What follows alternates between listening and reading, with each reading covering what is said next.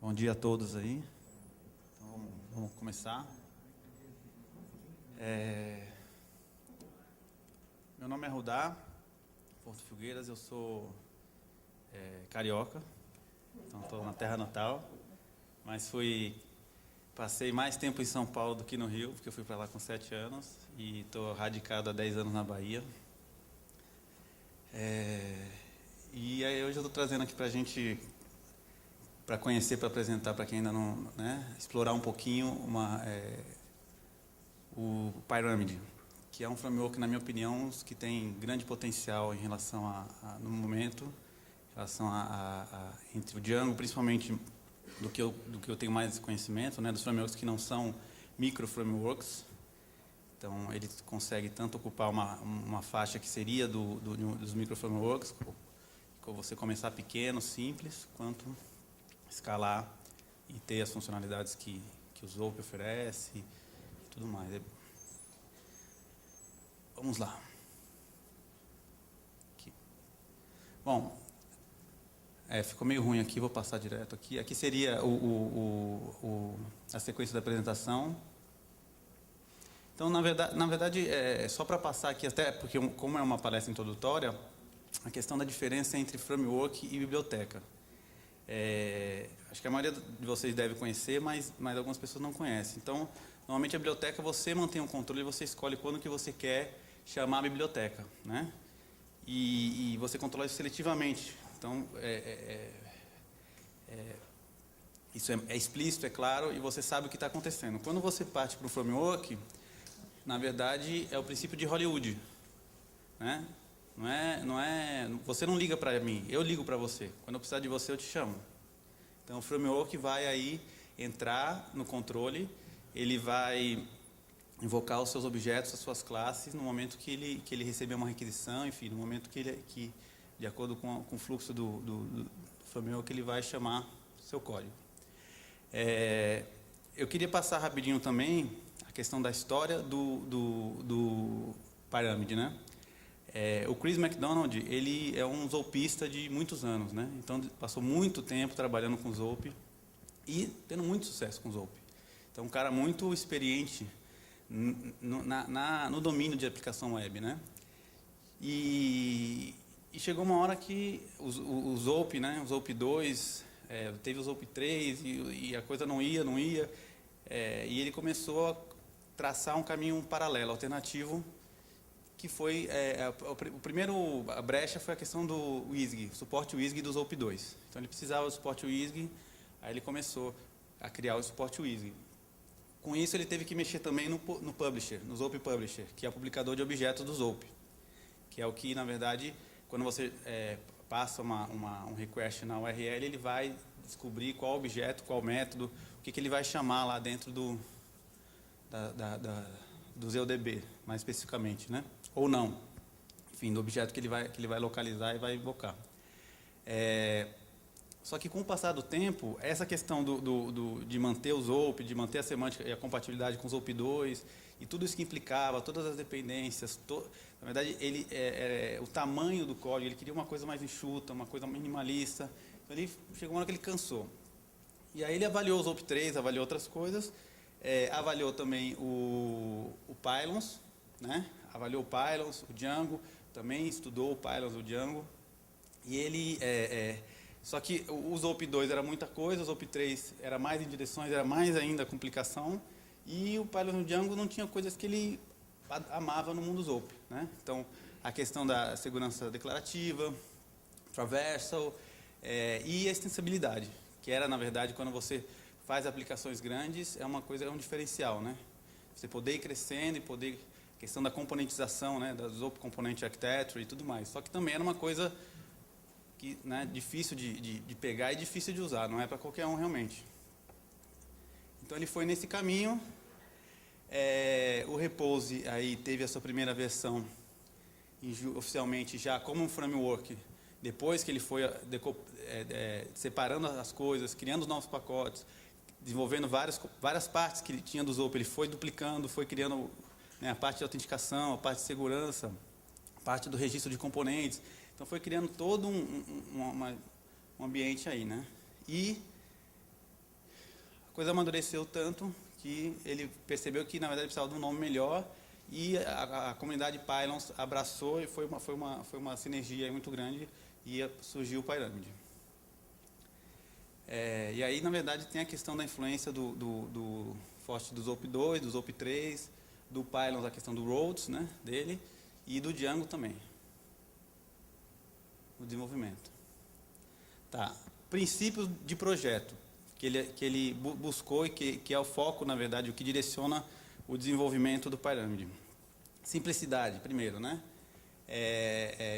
Eu vou passar aqui rapidinho, que na verdade a gente vai ver tudo aqui. Então, ser simples, que na verdade você só paga pelo aquilo que você usa.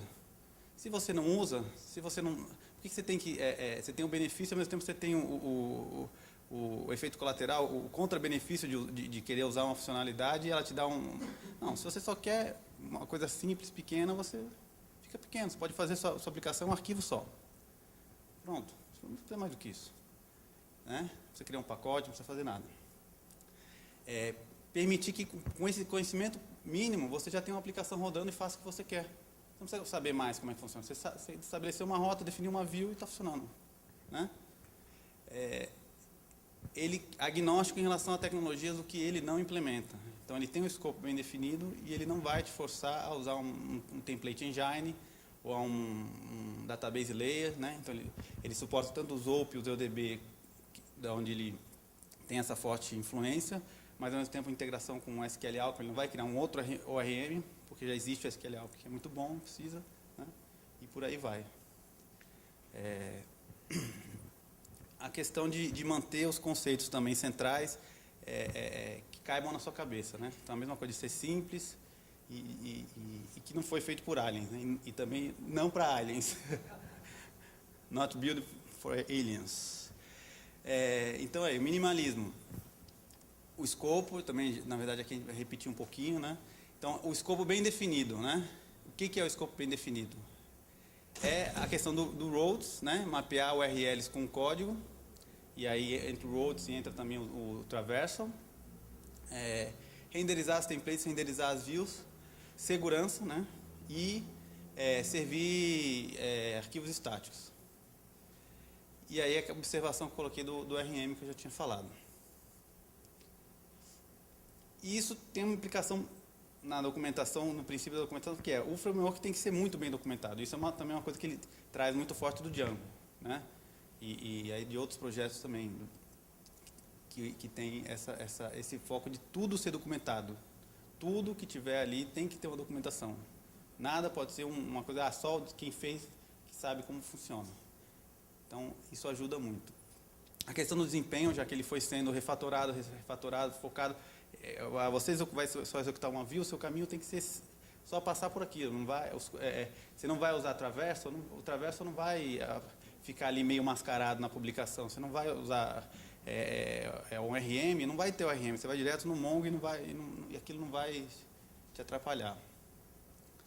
Então, aí a questão, o foco principal dele é isso, é a renderização e a geração das respostas. HTTP, né? Ou seja, você tem um request, você tem que gerar um response. A questão dos testes, da confiabilidade, né? Então, e a definição de que se não tem teste, está quebrado. Então, né? Código sem teste é código quebrado. Que muita gente questiona, mas para esse tipo de... Quando é uma ferramenta de suporte, principalmente, que centenas de milhares de pessoas vão usar, empresas vão colocar coisas críticas, aí não dá para ser diferente. Exatamente. Então, é isso. Então, vamos lá. E nesse ponto, ele se diferencia como único, na verdade, justamente pelo conjunto de features que ele tem. Eu não vou conseguir, aí eu vou até fazer uma meia-culpa aqui, eu não vou conseguir explorar todas as funcionalidades. Assim, a minha ideia é dar inclusive uma parte dos slides eu não consegui terminar. Mas pelo tempo também acho que não daria. Essa palestra é a primeira versão, então acho que a próxima versão ela vai estar mais madura. Eu quero até transformar num tutorial e tudo mais. Então vamos lá, mas algumas coisas básicas a gente vai ver aqui que vai ser legal. Aqui é o primeiro exemplo, o exemplo de uma aplicação num arquivo só. Então você vê que você só precisa fazer 3 imports para rodar sua aplicação, né? A view já está definida ali. E aquela parte de baixo do código, na verdade, é só para poder configurar o seu ambiente para ele executar. É só o boilerplate aí da aplicação. Então, se você for ver, o código é mínimo, né? O matchDict ali é interessante porque ele já captura os parâmetros do request e transforma num dicionário para você poder passar direto para o template ou passar para a view como um map ali. E o que ele está fazendo? Ele está chamando o objeto configurator, que a configuração dele é toda imperativa, né? Tem a configuração declarativa também, a gente vai ver, com decorator, das views. Então ele adiciona uma rota ali, hello, né? O nome da rota, que vai ser /hello /name, e name já é a variável. Você não precisa usar a expressão regular diretamente. Depois ele vai adicionar uma view, e vai associar essa view àquela rota hello. Então a view hello vai ser invocada. E aí depois a configuração do servidor e inicialização do servidor. Então aqui, vamos lá. Vamos aqui.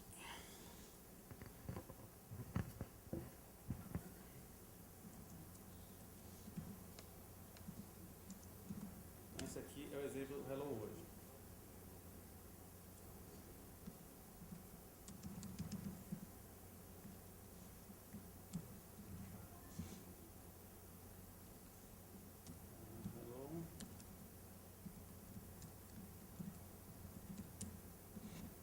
Aí, certo? Se eu passar aqui como nome, ele vai ser o parâmetro ali. E se eu não passar, se eu não passar não tiver uma rota, ele vai dar um 404. Se tu colocar números, ele vai chamar. E sim, se eu passar, ele vai. E aqui ele tem até um debugzinho em relação que. Não, peraí, tá no lugar certo aqui? Tá. Do que ele estava respondendo aqui. Ele tá mas é a forma mais simples de executar. Bom, vamos voltar aqui.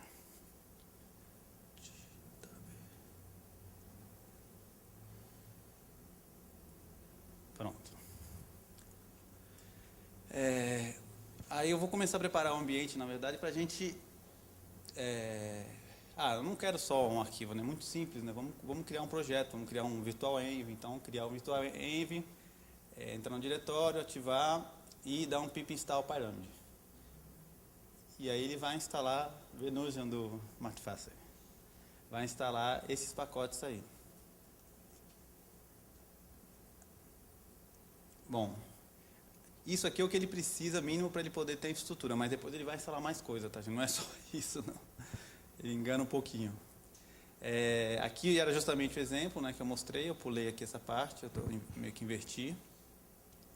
E depois você tem um ambiente, ele tem uma ferramentinha de scaffold, que são uns templates de aplicação. Então eu estou criando uma nova aplicação, que ele já vai criar um pacote Python, tá? Bonitinho ali, com tudo, setup, instalável, teste, tudo prontinho. O "-s, Alchemy, é o tipo de scaffold que eu estou querendo. Então já tem vários tipos, você pode desenvolver o seu tipo, você tem lá, sua empresa, você tem tipo de aplicações semelhantes, você faz para os seus clientes, então você já sai com aquele ambiente preparado, né? Com seu modelinho de projeto. Aqui eu coloquei alguns exemplos para a gente olhar depois a estrutura do diretório. E você executa os testes, já está rodando os testes, já está o que tem ali de básico, né? Bom, depois disso, o que você tem que fazer para continuar o desenvolvimento? Instalar o pacote em modo develop.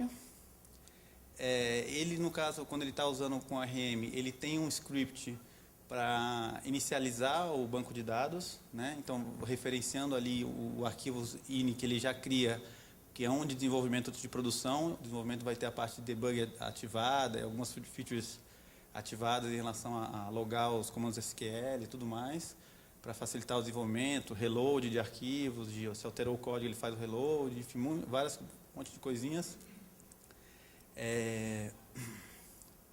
E depois a gente executa a aplicação, né? Então aqui, vou fazer um pouquinho da parte prática aqui.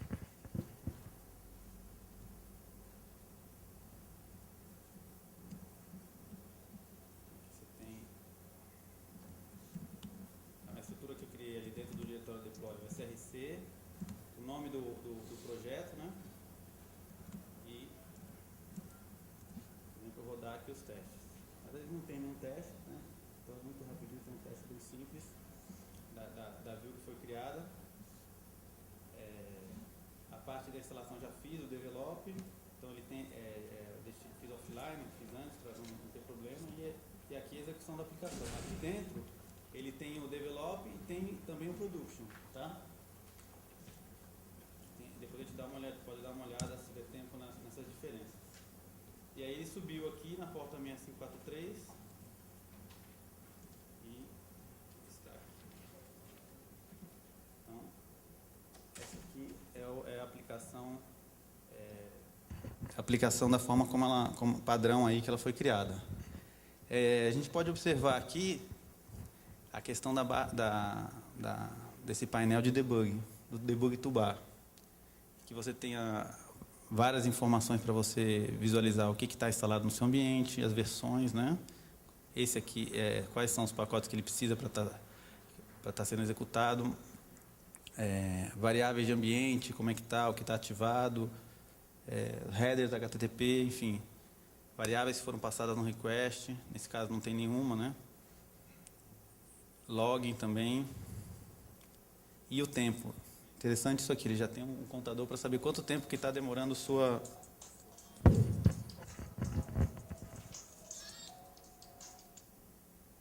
Desculpa. Então, ele já tem o tempo para...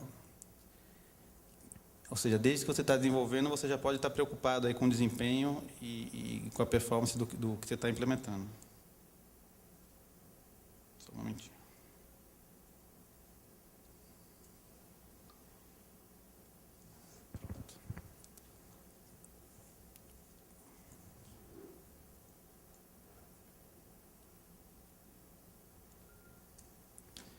Ok.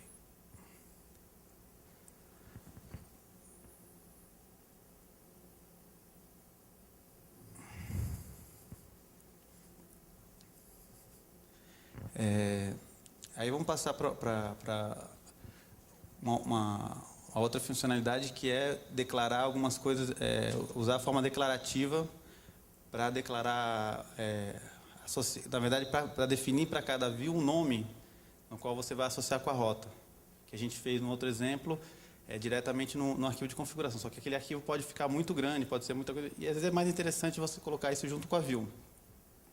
Então, aí eu defini essa rota e depois eu posso definir essa view, né, com o nome turismo, e lá na rota eu definiria um caminho para ela. Uma funcionalidade que ele tem também é a parte de geração de URLs e o tratamento dessas rotas. Então, ali tem um outro exemplo de definição de rota interessante, que você já tem 2 níveis ali, né, de parâmetros. E eu associo a view, né, e depois, quando eu precisar gerar, por exemplo, um redirect para o URL de edição ou de visualização de um objeto, eu posso estar usando algumas funções de dispatch. Ali tem a referência dessa API de dispatch. Uma coisa que ele se preocupou muito no projeto, no Pyramid, é a questão de servir arquivos estáticos. Como servir de uma maneira fácil, com desempenho, e que permita você também estar trabalhando em desenvolvimento da mesma forma que você vai trabalhar em produção, sem ter que ficar mudando o seu código e mudando muita coisa no seu deploy. O deploy vai ser diferente, mas o código não vai ser diferente. Você não vai precisar alterar nada para dizer, agora eu quero servir os arquivos estáticos pelo Nginx, né?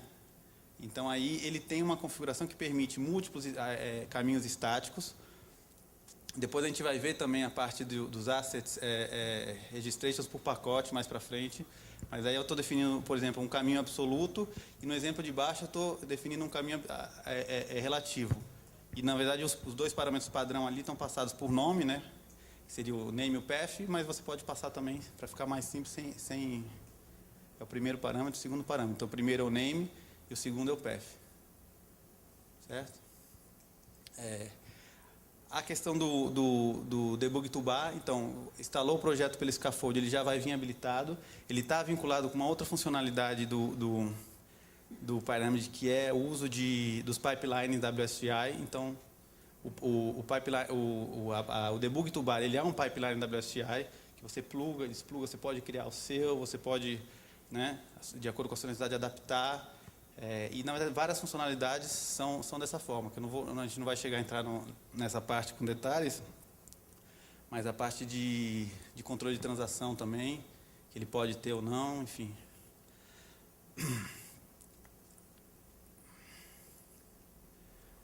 Aí mais algumas opções aí da questão do debug to bar, do ambiente de debug, de você visualizar o que no console, de você ativar log de not found, de você ativar a questão de autorização, preciso ver como é que está a questão de segurança. Então, ser fácil de fazer isso, né? Ser simples e ser objetivo. Tem também alguns comandos que ele instala vários comandos no seu ambiente virtual, que é o payloads, que vai mostrar as rotas que estão configuradas, e o views também, né? Para você poder ver como é que ele está. Se eu passar uma view, um caminho, esse caminho, como é que ele vai casar com a minha view? Que view que ele está casando? Porque eu não estou entendendo o que está acontecendo. Então, a ideia é que você tenha sempre ferramentas que vão te dar um acesso rápido a entender. Você não vai perder tempo com o framework. Ele, na verdade, está ali para te ajudar, não para ser um obstáculo no seu caminho. A questão de add-ons também é uma funcionalidade que ele, como ele tem um core enxuto, ele permitir essa plugabilidade, permitir integrar com outros recursos, né? Ele pode retornar também, se definir. Tem a parte que eu não vou entrar de semânticas das views, que você pode definir quando uma view ela vai ser uma view JSON, uma view XML RPC, né? E aí ele já cai para view diferente, na verdade, de acordo com o request. Pelo tipo de request, ele já vai direcionar para a view, você não precisa ficar... Então, as views tendem a ficar simples. A questão do get, do post, você também já separa na definição da view. Você pode dizer que aquela view é só para get e a outra é só para post. Então, uma coisa que é uma melhoria assim, em cima de como, por exemplo, acho que o Django não tem isso, mas é uma coisa legal, acho que, para mim, pelo menos, simplifica. Tem até um exemplo do Henrique, que é uma dica, que fala justamente sobre isso, né? Sobre como você fazer uma... Normalmente você faria tudo numa view, fazendo vários ifs para tratar isso, e ele fala, não, você tem que criar uma view que faz o dispatch. Na verdade, é uma solução simples também, não é? Né? Mas você tem que criar... mais uma coisa que você tem que se preocupar. Então, ele já elimina mais essa barreira. E o conceito de view como um callable qualquer, né? Então, em Python já tem essa abstração. Então, qualquer objeto, tanto uma classe como uma função, como uma instância, o método call, é um callable. E você pode usar qualquer um indistintivamente. Para ele, indiferente, tanto faz, né? Você não vai perder nada, não vai ganhar nada, depende da sua necessidade. E aqui o exemplo de class. Uma class view que no caso, para cada método, que é interessante, aí você tem um tipo de problema em que você tem uma parte comum, né? Todas as views elas estão meio que amarradas e tem alguns objetos que você pode colocar no namespace da classe, que vai facilitar muito, né, a comunicação entre elas e o código vai ficar mais simples. Então é a forma melhor de fazer. Não é isso, então você vai fazer por função. Eu tenho uma instância lá com o método call que ele vai se comportar como uma view e vai cuspir o que eu preciso. Ok. E pronto. E aí é o asset specifications, né? Asset specifications. Isso aqui eu acho que também é uma grande sacada. Ou seja, você vai poder definir dentro do seu código os arquivos estáticos de um outro pacote, né? Usando o quê? O namespace do pacote e o caminho lá dentro da estrutura do pacote que ele tem daquele arquivo, né? Então, você pode referenciar no seu projeto diretamente um arquivo de qualquer outro projeto e reusar. E ele tem uma forma de permitir que você sobrescreva também. Tem um arquivinho lá que daquele pacote que eu quero usar diferente, eu quero usar o meu. Então, você tem como registrar o seu sobrescrevendo aquele no seu ambiente. Pronto, você não precisa mudar o pacote, não precisa fazer fork, não precisa fazer nada disso. A parte dos templates, aí tá os slides que eu não tinha acabado de traduzir. Então, múltiplos templates, inclusive ao mesmo tempo, tá? Você pode ter no mesmo projeto. Eu quero uma parte do meu projeto em Mac, outra parte em Git, outra em Chameleon, enfim. A questão das views retornarem dicionários, então já retornar um map para o seu template já com a estrutura, né? A parte do Event System, que vem do Zope, da influência do Zope também, que é muito interessante, como você tem os eventos padrão que você pode escutar, os eventos que você pode definir e disparar para outras aplicações pegarem, enfim. É uma arquitetura bem importante. A parte de caching, HTTP caching, principalmente para coisas estáticas, mas pode servir para views também, ele já tem embutido. Então, normalmente, aí o foco em desempenho, em ter uma facilidade de você estar preparado para aplicações que precisam de coisas grandes. A parte de session também é plugável. De novo, a partir de do WISG, né? O WISG Pipeline. Enfim, não prendendo você também, a facilidade de você criar o seu componente quando você achar que é necessário, começar com o que te atende. Agora não atende mais, meu projeto cresceu, eu preciso customizar. A questão do desempenho. Então, na verdade, o que limita o desempenho é o Python, ou o que limita o desempenho é o banco de dados, não o core do framework, ele não vai te limitar. Essa parte de definição de views para quando são levantados determinados tipos de exceção, eu acho que é muito legal. Você tem lá, você pode definir a classe exception genérica, qualquer exceção vai cair numa pagininha lá de shame, lá tipo Twitter, lá fora de capacidade ou qualquer coisa, estamos resolvendo e, nesse caso, fazer o login, fazer um ticket e tudo mais, o que você achar melhor fazer com aquela informação da exceção e tratá-la, e também para os casos específicos aí da sua aplicação.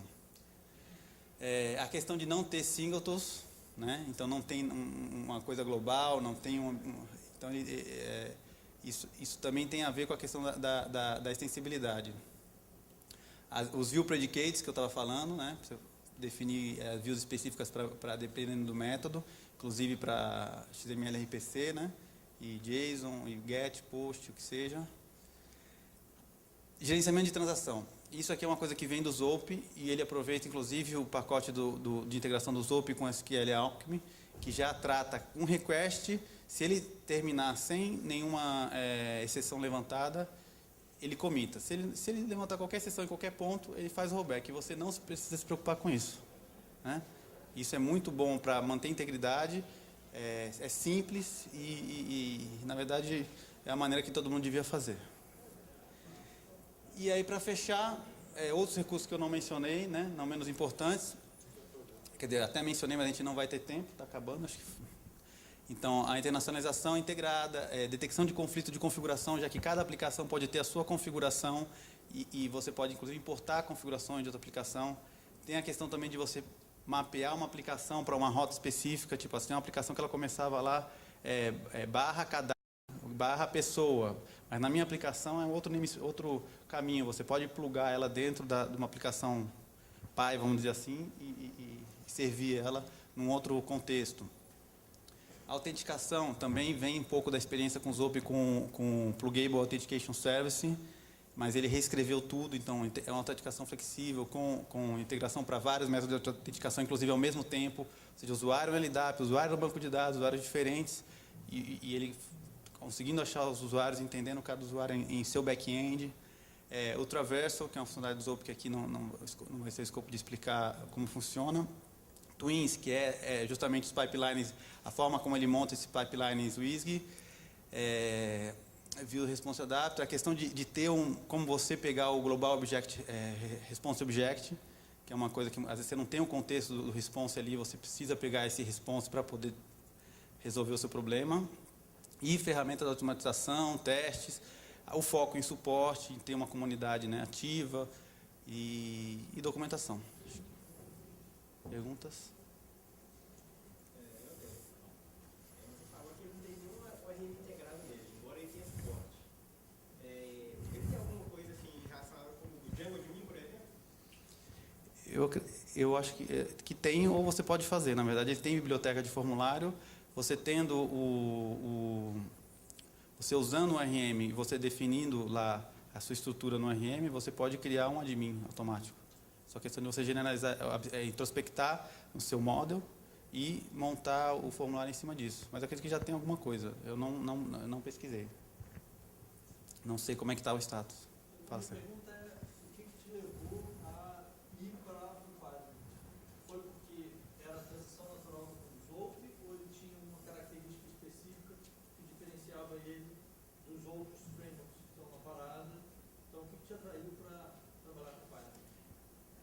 Na verdade, o que me atraiu a começar a usar o Pyramid é justamente, por um lado, o background do Zope, então também sinto familiaridade e gosto de alguns funcionários do Zope. Sei que o Zope é uma aplicação monolítica e não serve para todos os casos de uso, e o Pyramid cabe muito melhor para isso. E ele permite crescer, permite estender, ele é muito mais... Então, na verdade, seria... eu vou para o Django, eu estudei o Django, mas ainda tem alguma coisa ali que falta ou que te dificulta. E quando eu comecei a pesquisar o Pyramid, eu realmente, assim, gostei muito do que eu vi. Gostei realmente. Você falou que ele é extensível, por exemplo, uma coisa que eu sinto muito forte no Django é a opção de você poder fazer hooks nas funcionalidades dele. Não tem como, se quiser fazer algum web tipo, você vai ter que fazer algum gambiarra, fazer algum patch. Ele possibilita isso? Então, a ideia dele é não fazer hooks, é possibilitar isso através dos eventos. Justamente não ficar fazendo hooks. Embora você possa ter algumas situações que você... Mas o hook ele é mais acoplado do que um evento. O evento não, você parou e aí ou você fica escutando aquele evento. Eu não sei se... Acho que está no slide ali, tipo... antes, ele tem um evento lá, before render template. Aí você, na verdade, esse é o hook. Ele te avisa, vou renderizar o template. Aí você recebe o evento e fala, que template que é esse? Esse template eu quero fazer alguma coisa agora antes, porque esse eu quero tratar. Você faz, entendeu? E a mesma coisa para as suas aplicações. Você não vai precisar definir hook, você vai definir eventos e quem consumir os seus eventos é que vai poder definir esses entry points aí, né, para as outras aplicações, enfim. Alguma dúvida mais? Alguma outra questão? Então, obrigado aí a todos pela presença.